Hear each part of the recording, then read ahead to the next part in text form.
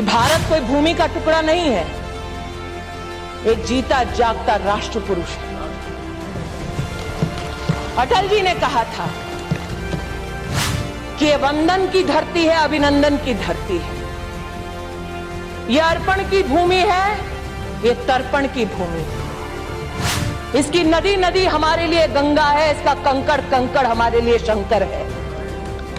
हम जिएंगे तो इस भारत के लिए और मरेंगे तो इस भारत के लिए, और मरने के बाद भी गंगा जल में बहती हुई हमारी अस्थियों को कोई कान लगाकर सुनेगा तो एक ही आवाज आएगी, भारत माता की जय। वैसे तो पाकिस्तान और भारत के बीच का तनाव 1947 से ही चला आ रहा है, लेकिन पाकिस्तान कभी सामने से युद्ध में भारत के सामने टिक ही नहीं पाया।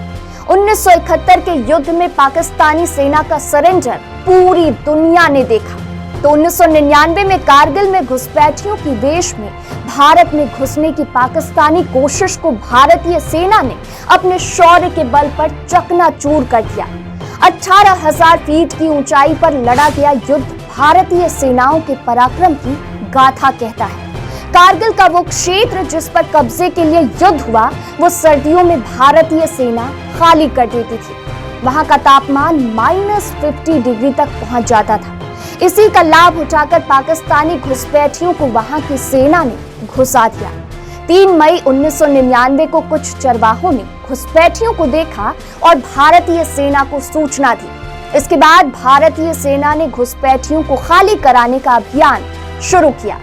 घुसपैठियों की सूचना मिलने के बाद 5 मई 1999 को भारतीय सेना ने पेट्रोलिंग के लिए उस इलाके में जवानों को भेजा। पेट्रोलिंग पार्टी जैसे ही घुसपैठ वाले इलाके में पहुंची, घुसपैठियों ने फायरिंग शुरू कर दी। अचानक ऊंचाई से हुई फायरिंग ने पेट्रोलिंग पार्टी के 5 जवानों को शहीद कर दिया। पाकिस्तानियों की योजना लेह श्रीनगर हाईवे पर कब्जे की थी, ताकि वो लेह को भारत से काट सके। पेट्रोलिंग पार्टी के शहीद होने के बाद 9 मई को पाकिस्तानी सेना ने तोप से भारत के गोला बारूद डिपो को उड़ा दिया। तब तक द्रास, काकसर, बटालिक सेक्टर में पाकिस्तानी घुसपैठिए सामने आ चुके थे। 600 से 800 घुसपैठियों ने भारतीय चौकियों पर कब्जा जमा लिया था। इसका जवाब देने के लिए भारतीय सेना आगे बढ़ने लगी। वायुसेना भी अपनी कार्रवाई में जुटी। 27 मई 1999 को भारतीय वायुसेना के हमले को पाकिस्तानियों ने नाकाम कर दिया। इसमें स्क्वाड्रन लीडर अजय आहूजा शहीद हो गए और फ्लाइट लेफ्टिनेंट नचिकेता को बंदी बना लिया गया। हालांकि 6 दिन बाद 3 जून को पाकिस्तान को नचिकेता को छोड़ना पड़ा। तब तक घुसपैठियों के पास से मिले पाकिस्तानी सैनिकों के पहचान पत्र साबित कर चुके थे कि घुसपैठियों की शक्ल में पाकिस्तान ने अपनी सेना भेज दी है। तत्कालीन प्रधानमंत्री अटल बिहारी वाजपेयी ने स्पष्ट कर दिया था कि हालात युद्ध जैसे बन गए। इसके बाद 6 जून से भारतीय चौकियों से घुसपैठियों को खदेड़ने का ऑपरेशन विजय रफ्तार पकड़ लिया। द्रास कारगिल सेक्टर में घुसपैठियों के खिलाफ बड़ा अभियान चला। 9 जून को बाल्टिक सेक्टर में भारतीय सेना ने 2 बेहद अहम चोटियों को फिर से हासिल कर लिया। 13 जून को भारतीय सेना ने द्रास सेक्टर में तोलुलिंग चोटी पर फिर से कब्जा किया। ये इस युद्ध के बेहद मुश्किल ऑपरेशंस में से एक था। 29 जून को भारत ने टाइगर हिल्स के पास 2 अहम चोटियों पर फिर से कब्जा कर लिया।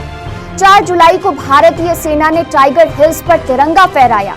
करीब 11 घंटे तक लगातार चली लड़ाई के बाद भारतीय सेना ने इस अहम पोस्ट पर अपना कब्जा जमाया।